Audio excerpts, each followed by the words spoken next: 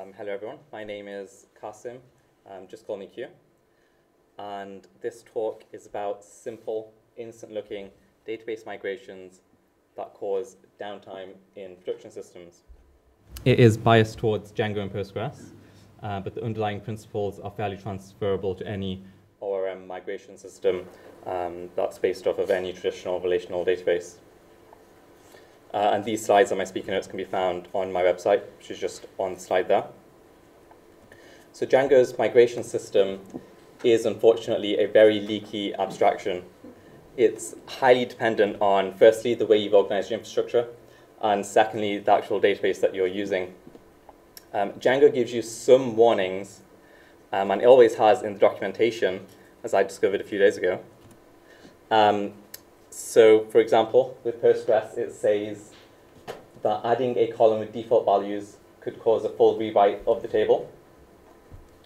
And it gets worse for MySQL, where it says that almost any schema operation will result in a table rewrite. So I don't know how you do things when it comes to MySQL, but for Postgres, you can get away with a lot of the normal operations that you would do, but you just have to do them a bit differently. So this documentation understates the full set of problems that you will encounter when you start scaling up. And I will say up front that the 8 most important words in this talk are worked fine in dev, it's an ops problem. So what worked perfectly fine on your machine may fail spectacularly in production. There are usually a ton of things happening in production that are not happening on your machine. Production usually sees a lot more traffic, so everything is being used all the time, and you probably don't have that in dev.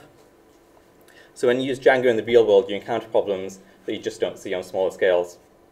So now the serious part of the talk is over. So when you looked at the description for this talk, you thought I'd be talking about how I took down production in real life. But instead, I'm going to talk about someone else who took down their production application multiple times. This person is definitely not me. So this is the tale of ostensibly not me, the wise. Ostensibly not me was a developer from the land of rainbows and unicorns. By contrast, I'm from the land of clouds and rain, Manchester. Not me believed that documentation was accurate, up to date, and reflected reality. He joined a new team rapidly developing a web application using Django and Postgres. It was a very typical setup at the prototype stage. So let's just continue to set the scene. One day, Not Me wanted to add a new model to the application, so he simply added the new model, created the Django migration, and wrote some code that actually used the new model. And then he put that up on production. And then disaster immediately. There were errors appearing left and right. Upon taking a closer look, he realized he didn't actually deploy the migration at all. This wasn't a big deal, since they didn't have any clients at this stage. On this day, Not Me learned that any Django queries on a model whose database tables or fields don't exist result in an error. So that's fairly straightforward. The long-term solution is obviously to deploy the migrations before running the code. But there's a few things that you might want to watch out for. So the migrations are not started instantly. In particular, if you have hundreds of migration files accumulated, it can take minutes for Django just to process those before it even gets started on starting the migration that you wanted. So this can create a period of time which gives opportunity for your new code to start running. So for example, if you've deployed your new code to your application servers, but you haven't reloaded the server to use it yet, you might find that certain application servers start using that new code automatically. So for example, UWSGI has options to reload the code periodically, or if it encounters some kind of error. Also, you might have background workers that always use the latest code that is on the disk, depending on how you've set up those workers. So again, if the code is on the disk, but you weren't expecting it to start running, you could encounter errors. So that one probably won't take down your production system. So Not Me moved from a prototype to a fully fleshed out production service, as you might expect. Separate application servers, separate background worker servers, database on its own server. And so the scene has been set for normal errors that you might encounter. So one day, Not Me wanted to add a non-nullable field. So just look at that line of code. It looks very simple. And Django produces a simple migration that goes alongside it. So when he went to deploy this, disaster struck. The website started returning HTTP 500 errors. Fortunately, the situation resolved itself, as by now they had a semi-automated deploy process, which switched the code over onto, so the deploy process switched the application server to use this new code that he was deploying. So on this day, he learned that since the old code did not know about this new column, every insert that was occurring was not setting a value for this non-nullable field. And so that old code was receiving this error because it was violating the not null constraint, which had just been deployed. So the old code was still running, the migration had occurred, the old code errored at that point because of the not null constraint that was now in effect, that it did not know about. But once the new code was running, everything started working again. So despite what he learnt that day, Not Me was not yet wise. One day, having learnt his lesson from his previous experience, Not Me wanted to add a nullable field with a default, so he knew adding a not null field would not work out well. But again, disaster struck. On this day, he learnt that on brand new fields, the default value is applied retrospectively to all existing rows. So this was mentioned in the Django documentation as well for Postgres. So this causes a full table rewrite, and that can take quite a long time. And while this is happening, anyone that basically wants to do anything useful with that table can get locked out, in particular when it comes to writes. So this resulted in database queries timing out, or web requests timing out. So database queries were timing out because they had set a statement timeout. So any query that was taking longer than 30 seconds would time out. And web requests were timing out because on the application server, they also set a web request timeout. So despite what he learnt that day, Not Me was still not wise. So one day, thinking he had learnt his lesson, Not Me wanted to add a nullable field without a default. He would add the default himself later and make the field not nullable later. So he added a nullable field on quite a popular table and created a data migration that he would deploy separately.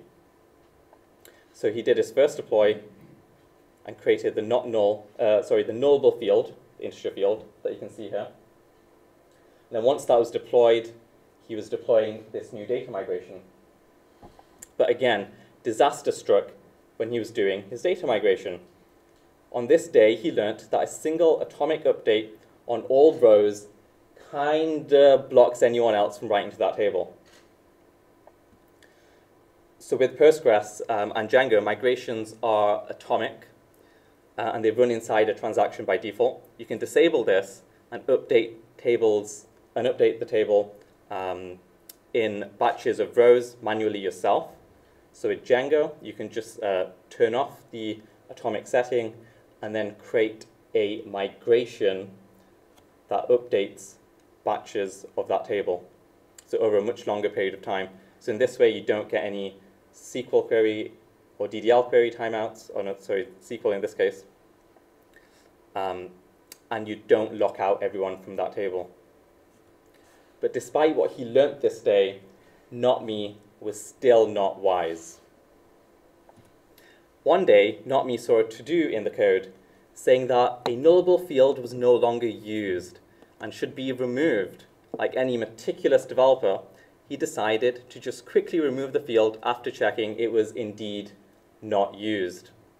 He removed the line of code, created the migration, and deployed both at the same time. Disaster struck. On this day, not me learnt that by removing the database column, the previously running code, which still defined the field inside the model definition, was attempting to read it from the database.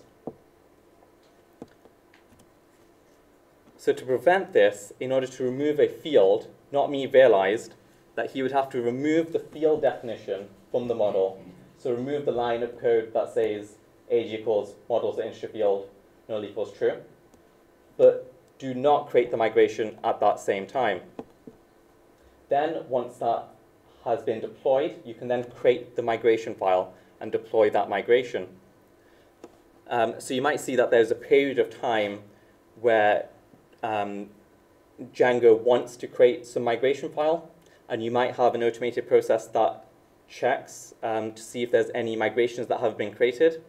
But since this is temporary, you'll just have to live with that somehow. So despite the lesson that he learned this day, not me was still not the wise.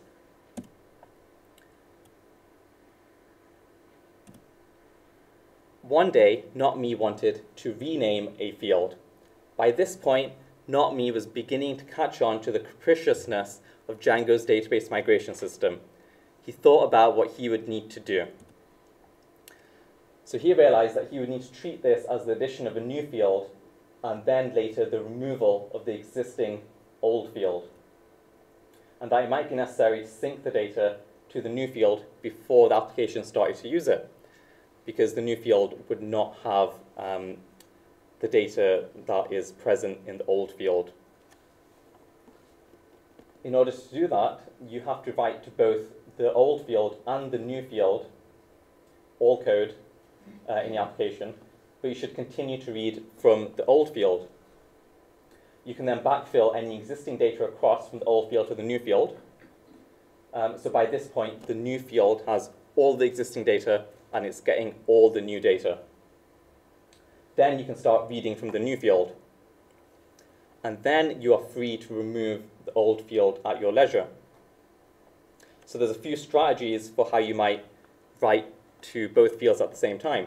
You could update all of your code to write to both fields everywhere in your code, perhaps create a common function.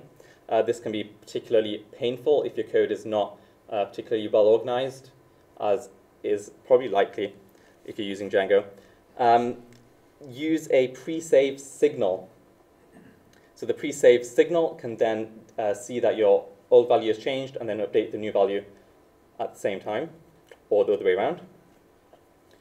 But you have to remember it doesn't fire for certain bulk events that you might be doing, certain bulk queries. Or thirdly, you can manually create a database trigger. So Django doesn't support database triggers, so you'll have to do that yourself and then remember to remove that trigger. So as he toiled away for many thousands of minutes, he finally managed to rename this single field. And so at last, his magnum opus was complete. On this day, foresight, not downtime, was the source of his lesson, but he was not yet the wise. On the walk home that day, he felt uneasy. A great accomplishment was achieved that day, but so little had been gained for so much work. That night held a prophecy for ostensibly not me. One day, not me wanted to speed things up. He remembered the wise words of his master. Use the index, not me. So he added an index to the field. Who knows whether he actually profiled and determined whether that was the correct thing to do, but nevertheless, that's what he was set out to do. And Django makes it very easy to do this. But again, if you're relying on Django, disaster is likely to strike here, as it did. Queries started timing out, and the web application was down. On this day, he learnt that creating an index locks the table, preventing any writes from occurring. this can cause query timeouts and hence request failures again. So you can get around this by creating the index concurrently. So Postgres has create index concurrently. Django doesn't support this, so again, you'll have to do it manually yourself.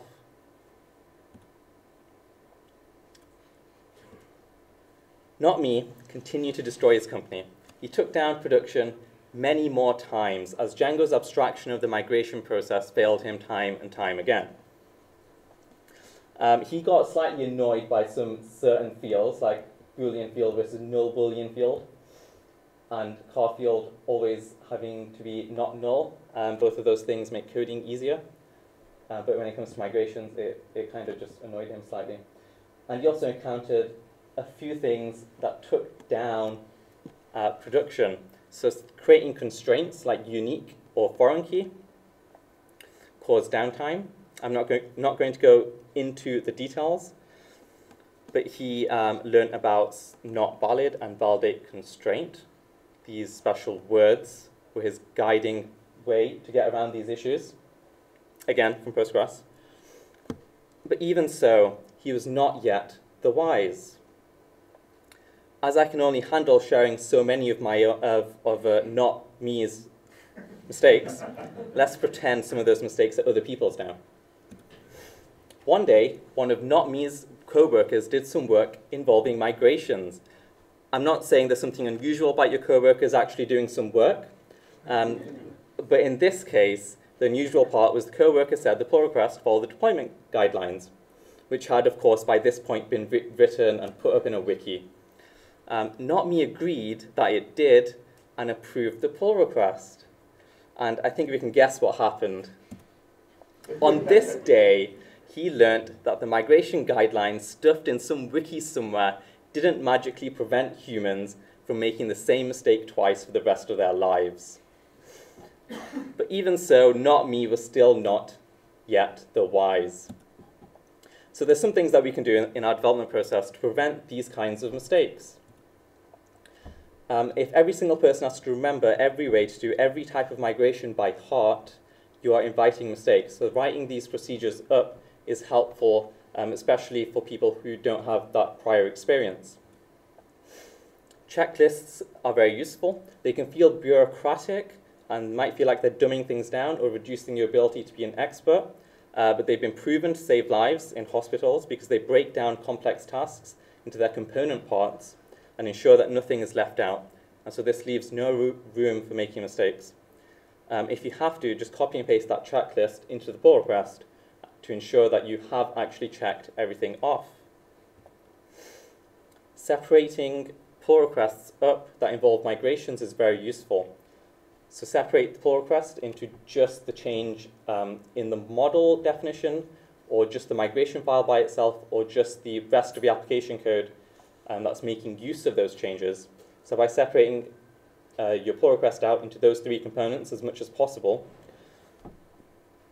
you have less to look at every time you're reviewing someone's pull request, and so you're less likely to make a mistake. Requiring an extra approval for pull requests can be useful because it is so critical, if it is so critical that you don't need downtime.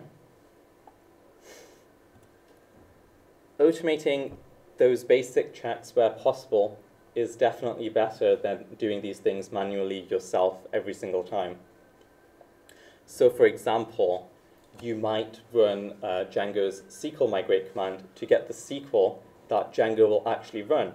And then you might check that if you're adding a new field, it is not being added with a not null constraint, or that it is not being added with a default value. And I also saw a Django library that was meant to automate some of the ways that you add or remove fields by splitting up the migrations in several transactions yourself, but that might not be helpful when you're deploying to multiple servers.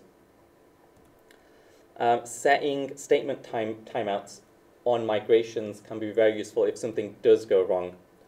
So if a migration has locked a table by accident, the timeout will abandon that migration so production gets back up, and doing that is better, and just abandoning the migration and trying again later correctly is better than having to wait several minutes for the migration to complete. As time passed, many new developers were being onboarded, and Not Me started to hear whispers. I spent the morning trying to find the light bulb model, only to realize it is called Candle. There are so many to-dos saying, rename this. Should we create a wiki page to map old names onto new names? Eventually, the grumblings turned into bona fide, legitimate meetings. The technical debt was too high. The language was not ubiquitous. For those of you that have been to the domain-driven development workshop, it does not match the problem domain anymore. It no longer made any sense to anyone who wasn't there before the last ice age. A great refactoring seemed inevitable, just because so many models and so many fields now had names that no longer matched the names that everyone else was using. The prophecy was unfolding before his eyes. The great renaming was upon them. There was only one person they would turn to, ostensibly Not Me, who had single-handedly brought the company to its knees time after time with spontaneous downtimes, with not a scar to be seen on him. He probably took some tips from Alex's keynote speech about regaining trust. As he sat there on his desk, he could see them starting to walk towards him, the rest of his team. He knew what he had to do. He had prepared for this day, since that fateful night when he had the prophecy. Adrenaline coursing through his veins, he grabbed the bag he had prepared and placed under his desk. Not Me leapt up, and with just a moment's hesitation, he fled. On this day, ostensibly Not Me became ostensibly Not Me the Wise. Choose your battles wisely. Some say as the glass shattered, one could hear him whispering under his breath, there has got to be a better way. Unfortunately, I won't give you that today. If you know, just let me know. So let's summarize what Not Me had learned. Django's migration framework is a leaky bucket. It's tied to your choice of database and your infrastructure setup. When you're adding a field, add it as a knowable field. Add whatever default you want in afterwards, and backfill any data that you want to. And then, again, separately, make it a not null field if you want to. When you're removing a field, ensure it is knowable first. Then remove the definition from your model code. Then execute the migration file. So potentially 3 separate deployments. When you're renaming a field, you add your new field. You write to both fields using whatever method you want to. You backfill the data across with the data migration. You start reading from the new field, and you remove the old field. And each of those steps has several sub-steps. And it's quite painful. When you're creating indexes, do so concurrently if it's a popular table. Constraints are a thing. Unique and foreign key could cause you issues.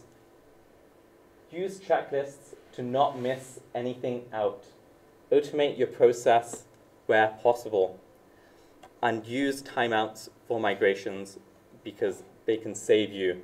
They can automatically abandon a migration for you. And downtime is the easier road to take if you have a choice in the matter. But in a monolithic application where so many models and so much code is so intertwined, you might not know which parts are safe to modify without taking extra precautions and which parts are more dangerous to modify. So you might just always have to choose the default route of following every single step individually. And finally, there may come a moment in your life where you are thankful that you kept a parachute under your desk. And that is the end of my talk. If anyone has any questions, I will take them. Even the simplest question could give me a headache, because migrations are that painful. Thank you.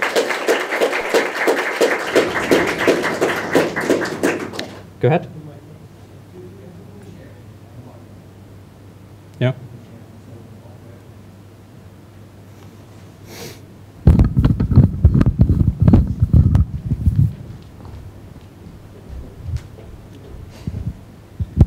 So to preface, I'm not a Django user, but could not me in the land of rain, Manchester, I like that bit, could not me have saved himself a lot of trouble by, instead of going through Django's ORM, to go directly to the database? So the question is, could not me have saved a lot of trouble by going directly to the database rather than using Django's ORM abstraction layer? And the answer is, in a way, yes, if you have the skills to do that. But you also lose everything that Django's abstraction provides for you. So that the abstraction over the multiple databases, which, as it turns out, is quite leaky. But even so, a lot of developers that use Django are more familiar with using those migrations. If you want to use the database directly, you might have to figure out a way to version control the changes that you're making.